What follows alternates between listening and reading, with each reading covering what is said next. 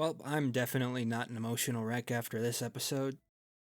Hello, everyone. Welcome back to the channel. Today I am talking about The Last of Us Season 2, Episode 6. I have some questions on the placement of a certain scene, mainly because I'm so attached to it, but this might have been the best episode of the entire show. Neil Druckmann absolutely killed it with the direction and writing with this episode, along with Halle Gross.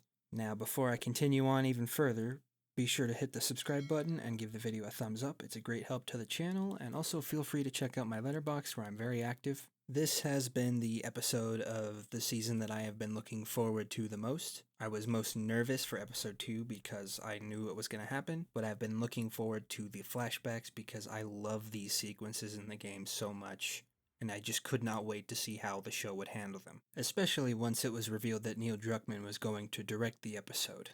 The flashbacks in The Last of Us Part 2 present a sort of dual narrative for Ellie's part of the game.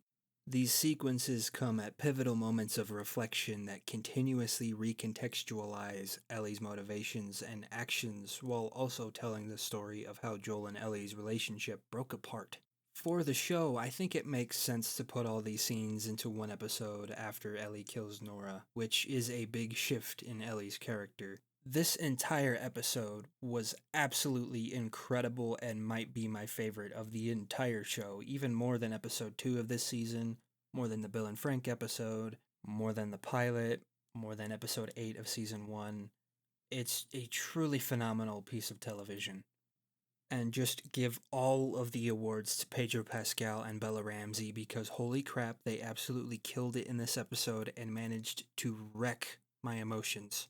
This episode starts off strong with a very interesting cold open. This scene was completely unexpected. I never thought we'd ever see a bit of Joel's teenage years, let alone have Lalo Salamanca be Joel and Tommy's dad. At first, I didn't really understand the meaning of this scene. I thought it was neat that we were seeing a bit of backstory, but as the scene goes on, it started to make a lot more sense.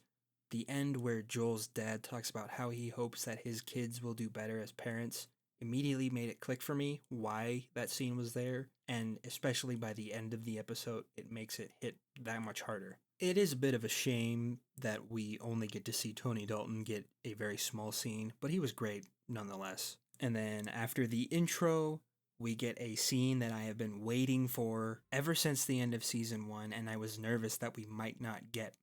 We finally got Future Days. And yes, this scene made me cry.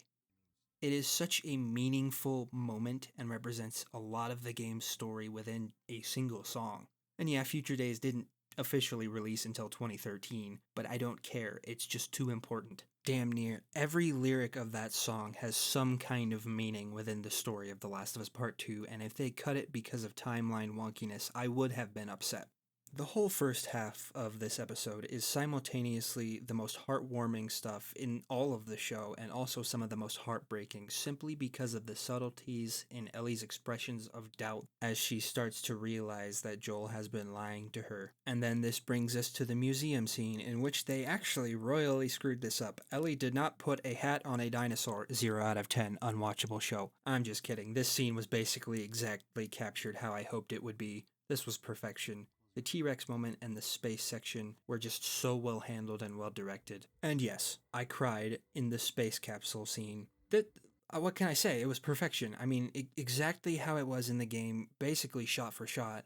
And I loved how in the after show, Neil discussed how he showed Craig this scene before the game even released, and Craig basically wanted the scene to be exact with no changes, and it seems like they pulled it off very well. The actual fireflies in the forest after they leave the museum was also a great touch.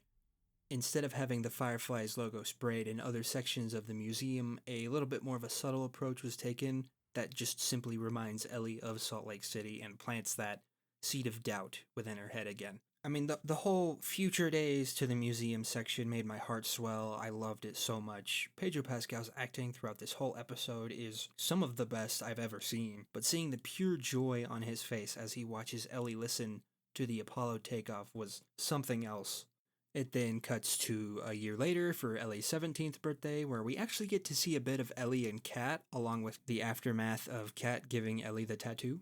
That bit was just a note in Ellie's journal, so this was very neat to see. And it also sort of gives typical teenage angst that a 17-year-old would have towards their father figure, and this ultimately leads to conflict with her and Joel, and it feels very natural. I don't have too much to say about the 17th birthday section. I just thought it was a really well done section. An interesting change in the show is how Ellie learns what Joel did in Salt Lake City. In the game, she goes off to the hospital on her own and finds a tape recording, seemingly confirming her suspicions, while Joel followed her along and is basically forced to tell her the truth. This happens later in the show's timeline, and Ellie doesn't go to Salt Lake. I think this makes sense for the show. It would be kind of hard to believe that this version of Ellie would be able to go off to Salt Lake City on her own, and instead we are given a brand new scene involving Ellie and Joel on patrol where they run into Eugene. In a way, this is a very reminiscent scene to the Finding Strings chapter where they discover two dead teenagers who left town and wound up infected, and then Ellie's survivor's guilt kicks in and then she starts questioning Joel about the hospital. Here in the show, Eugene is given an actual role to play instead of dying to a stroke before the game. And let me just say that Joe Pantoliano, I think that's how you pronounce his name, absolutely crushed it in this short scene. Very heartbreaking stuff. Not only does this kick in Ellie's survivor's guilt because he got infected, but it reminds her of how Joel lied to her after Salt Lake, even down to the exact facial expressions Joel gave when he swore that he was telling the truth. It confirms her suspicions of a lie, but doesn't exactly confirm what happened just yet. And then it all comes down to the porch scene. This is really the only place where I have any possible criticism. The scene is the very last scene of the game and recontextualizes all of Ellie's actions. It is my favorite scene in the game, and pretty much my favorite scene in any piece of media that I've ever seen. It is one of the most deeply impactful moments I've ever experienced. From the moment Ellie walks onto Joel's porch, I become a sobbing mess. I'm a little unsure of the placement being here rather than at the end of the story, maybe end of season 3. And because of the placement, it does have a different impact. That said, the scene is incredibly well handled and still managed to make me cry. It manages to combine Joel and Ellie's final conversation along with Joel finally telling the truth. Instead of making me sob from the get-go, it does build up to the emotion. It's impactful in a similar, yet completely different way from the game. Pedro and Bella's acting in this scene. Wow. Unbelievable performances. Once Joel finally starts telling the truth, that's when the tears started flowing. And then Joel says that he would do it all over again, and then the subtleties on both actors' faces tell everything. Once Joel said that, along with another line that equally broke me, with him saying that he loves Ellie, Ellie begins to realize that she was never going to die in the hospital. And I've always felt that this moment where Joel says that he would do it all over again is the moment where she starts to allow herself to try to forgive Joel. To me, both this moment in the show and in the game just destroyed me. This being the last moment Ellie sees Joel before he dies is cruel. Part of why it's so devastating is that Abby not only robs Ellie of the person that she cared about the most, but in a way, more importantly, she robbed Ellie of the chance to truly forgive Joel. Another thing Joel says in this conversation brings the episode full circle, where Joel tells Ellie that he hopes Ellie will do better than him. This was a brilliant episode of television. Heartwarming and heartbreaking all at the same time.